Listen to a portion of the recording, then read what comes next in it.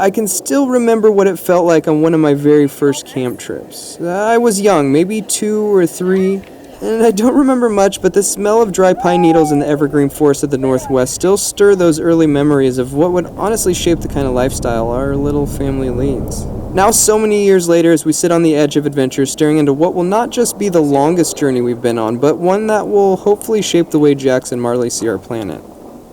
For the next 6 months, we'll be wandering our way through the U.S. and Baja in the OX470 with camper in tow. But maybe I'm getting a little ahead of myself. I'm Jason, a wild adventurer. This is my better half, Francesca. She is the glue that keeps this little family together. Marley is my firstborn, and a little too much like her old man if you ask me, but Jax is my boy through and through. There's not a tree too tall or a trail too tough for this little adventurer. So, this is us, the OXFamily. Our 2 stowaways, Nana Mia and Auntie Nini, and the story of an ordinary family wandering this amazing planet in search of extraordinary places.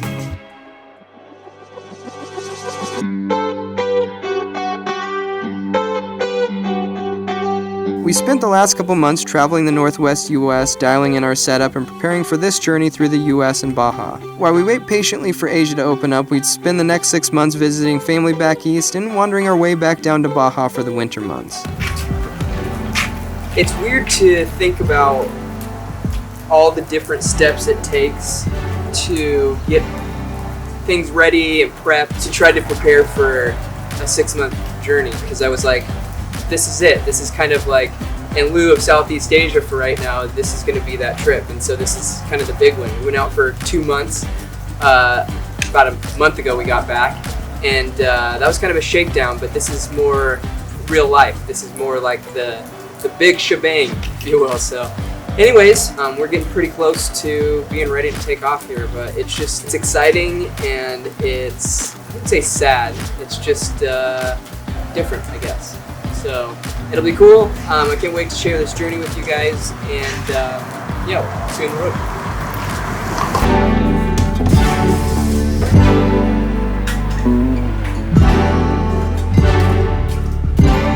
What are you doing? So we left in June for a 2-month trip, and we decided to come back to kind of reorganize, repack, and do a few things we needed to do at our home base in Oregon City. While being on that trip, we had decided that Southeast Asia probably wasn't going to happen right now, and we had an opportunity where we could take 6 months and go travel the US. So we're going from Oregon City all the way to Boston. So I have a lot of family out there that I haven't seen in a long time. Then we're gonna head south down into Florida and Texas, and then down into Baja for the winter.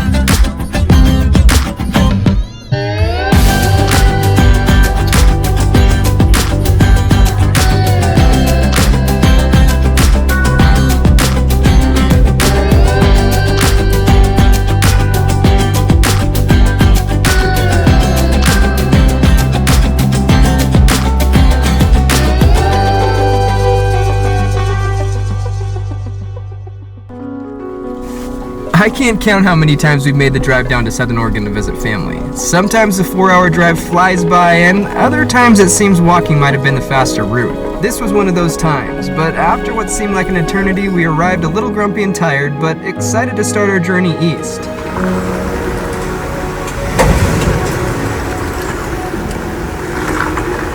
Hi, Coco! Say hi, Coco. He's coming inside. Come on.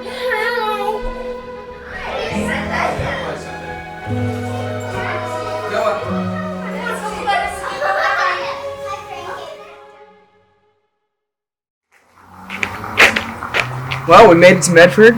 Got an amazing night's sleep, which I very rarely do. And now today on the docket is the solar and batteries for this bad boy. We've got 4 Zamp solar panels and then 2 Battleborn batteries that we're going to put in. So I'm still waiting on 1 battery. Fingers crossed they're going to show up today. If they don't, we may be here a little longer. But yeah, got a couple of guys hopefully showing up a little later to help me out, but otherwise, let's rock and roll.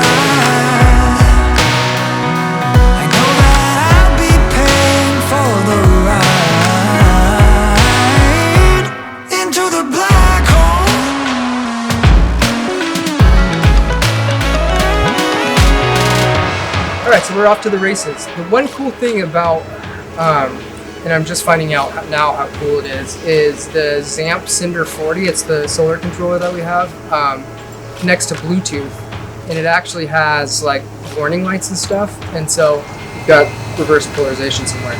So I'm gonna fix it tomorrow, but we got all the panels up there, so we did 4 90 watt panels, and then we have a 120 watt throwout, which in total is like 460, 480, something like that.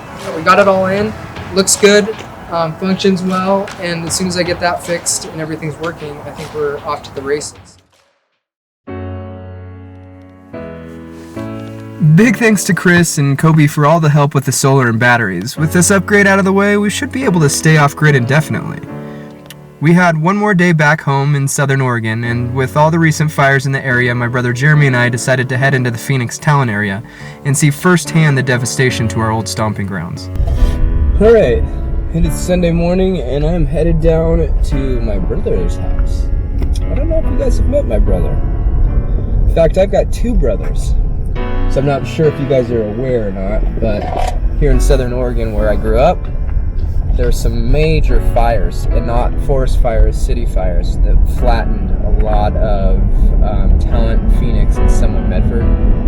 And so it's always weird when something affects like something so close to home.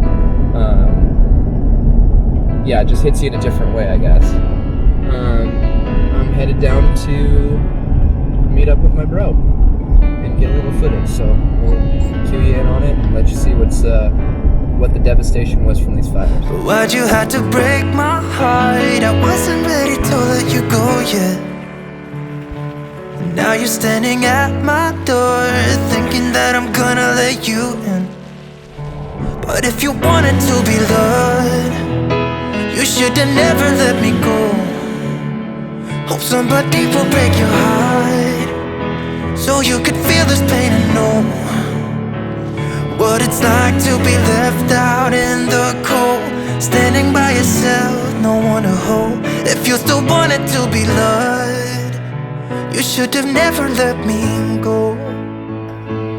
Alright, you can smell it, hardcore. But this is Jeremy, you can see right here, my younger, bigger brother.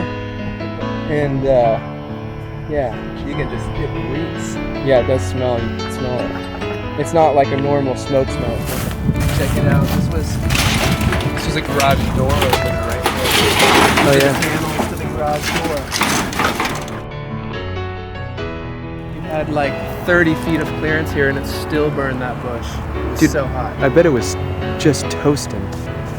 If you still wanted to be loved, you should have never let me go. But if you wanted to be loved, you should have never let me go. Hope somebody will break your heart, so you could feel my pain and know what it's like to be left out in the cold, standing by yourself, no one to hold. If you still wanted to be loved, you should have never let me go. 1,000 fires just being at working for Dad, but seeing something this big is like, You should have never let me go.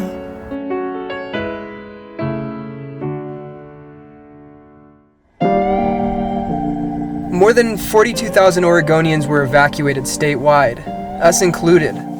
Almost 3,000 structures were burnt to the ground in this fire, and 4 people lost their lives. Mama Ox and I have grown up in these neighborhoods and have friends who've lost everything. When it's people and places you know personally, it hits home and affects you differently than just seeing it on the news. I grew up working for my father, who rebuilds structures that have been affected by fires. So I've seen houses and buildings that look similar to this, but sitting at the edge of a road looking into nothing but rubble for as far as the eye can see gives a whole new perspective on just how devastating these wildfires can be. Our hopes and prayers go out to those affected by the fires. Seeing things like this highlight just how lucky and blessed we are to be traveling through this country during this weird year. We said our goodbyes, installed the necessary upgrades to the camper, and met up with our 2 stowaways, Nana Mia and Auntie Nini. So we ate our last meal with the extended family and anxiously drifted to sleep as we waited for our journey to truly begin.